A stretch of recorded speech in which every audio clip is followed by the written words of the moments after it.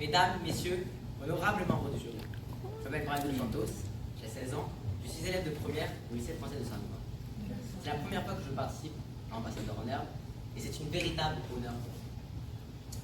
Mais vous vous demandez probablement pourquoi je me tiens devant vous aujourd'hui, m'apprêtant à vous parler des enjeux géopolitiques du sport. Vous le savez peut-être, je ne suis pas un sportif, bien au-delà. Au contraire, c'est car j'ai une conviction profonde.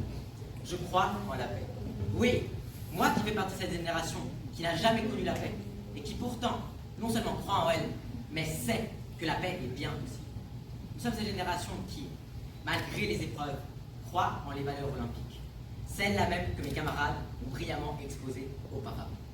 Je suis persuadé que dans ce monde tourmenté, rongé par la division, le racisme, la xénophobie et toutes les autres expressions de la haine, les JO sont le remède ultime pour unir et fédérer les nations du monde entier. Mesdames et messieurs, nous avons besoin plus que jamais de l'esprit olympique. Cette vision était celle également du baron de Pierre Coubertin, le fondateur des JO modernes, qui souhaitait que les JO soient apolitiques et qui permettent d'obtenir la paix mondiale. En effet, il avait même envisagé que les pays en guerre instaurent un cessez-le-feu pendant la durée des Jeux olympiques. D'ailleurs, la charte olympique stipule que le but ultime des JO est de mettre le sport au service du développement harmonieux de l'humanité, en vue de promouvoir une société pacifique, soucieuse de préserver la dignité humaine. Cependant, les JO n'ont jamais été apolitiques. Derrière l'éclat des médailles et le rougissement des foules, se sont toujours cachés d'importants enjeux géopolitiques. Déjà, pendant l'Antiquité, ces enjeux existaient dans la Grèce antique. Savez-vous, par exemple, qu'Athènes et ses alliés ont exclu Sparte de la participation aux Jeux de 424 avant Jésus-Christ en raison de la guerre du Péloponnèse? Malencontreusement, cette politisation des Jeux s'est poursuivie jusqu'à la fin. En raison de leur hypermédiatisation, ainsi que leur symbolisme, les États modernes usent des Jeux olympiques pour des raisons strictement politiques.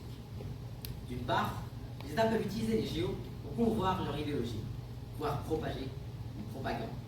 Par exemple, lors des Jeux de Berlin en 1936, le régime nazi a détourné l'événement pour exalter sa terrible idéologie de suprématie blanche. Quoique, finalement, ce fut un échec total, car Hitler se retrouvait humilié de voir J.C. Owens, un sprinter noir, remporter 4 médailles d'or, et surtout se lier d'amitié avec Toulouse Lang, sauteur en longueur allemand. De plus, les Jeux sont souvent boycottés par les États pour faire passer un message et faire pression.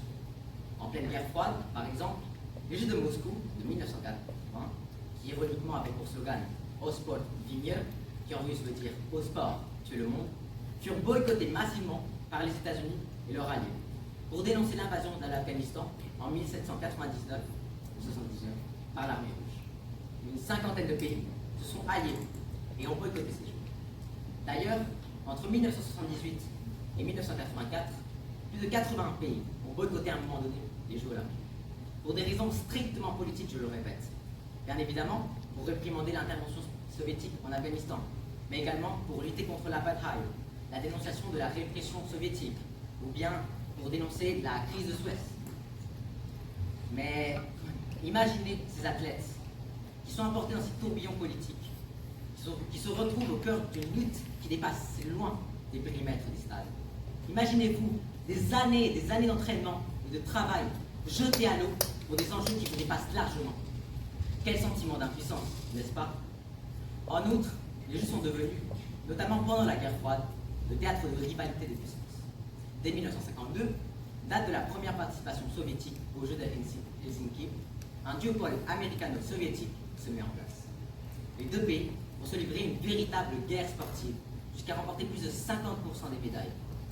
Comme le disait George Orwell en 1945, le sport est une guerre sans doute, une idée qui tranche violemment avec l'idéal de Coubertin. Pourquoi le Comité international olympique, souvent perçu comme le gardien impartial des valeurs olympiques, n'essaie-t-il pas de lutter contre la politisation du sport? Hélas, c'est parce que le CIO même est politique. Bien que revendiquant la neutralité, le Comité international olympique se retrouve souvent tiraillé entre les intérêts contradictoires des nations membres. La sélection des pilotes, les controverses entourant la participation de certains pays et les décisions sur les sanctions ou les récompenses sont autant de domaines où la politique s'infiltre sur la sphère olympique. Chers membres du jury, comment le Conseil international olympique, prétendant à la neutralité, peut-il permettre la suppression de la liberté d'expression de certains athlètes au nom de la fameuse règle 50, interdisant tout acte à message politique? Ne trouvez-vous pas indigne le musellement de 2 sprinteurs afro-américains qui, le 16 octobre 1968, aux Jeux de Mexico, levèrent le poing sur le podium pendant que sonnait l'hymne américain pour faire entendre leur indignation face à la ségrégation raciale aux États-Unis? Cet acte de bravure leur a valu l'expulsion des Jeux olympiques. De même, il est aberrant que des athlètes ukrainiens aient été interdits d'utiliser des brassards noirs pour commémorer les morts pendant Euromaidan, pendant les Jeux d'hiver 2014. C'est indignant. Un peuple muselé, mutilé et reprimé brutalement est réduit au silence au nom de la prétendue neutralité. Mais ne perdons pas l'espoir. Rappelons-nous quand, à la surprise générale, les 2 Corées ont décidé de marcher sous la même bannière, celle d'une Corée unifiée. Peut-on dissocier le sport de la politique aux Jeux olympiques? Je crois que non. De moins, dans le statut actuel. Il est très difficile d'envisager des jeux complètement dissociés de la politique. Néanmoins, c'est un idéal auquel il faut toujours tenter de se rapprocher. Nous, en tant que génération, devons porter le flambeau de l'espoir. Nous devons porter l'antique flamme d'Olympie et œuvrer pour un avenir pacifique et olympique, dans lequel les Jeux olympiques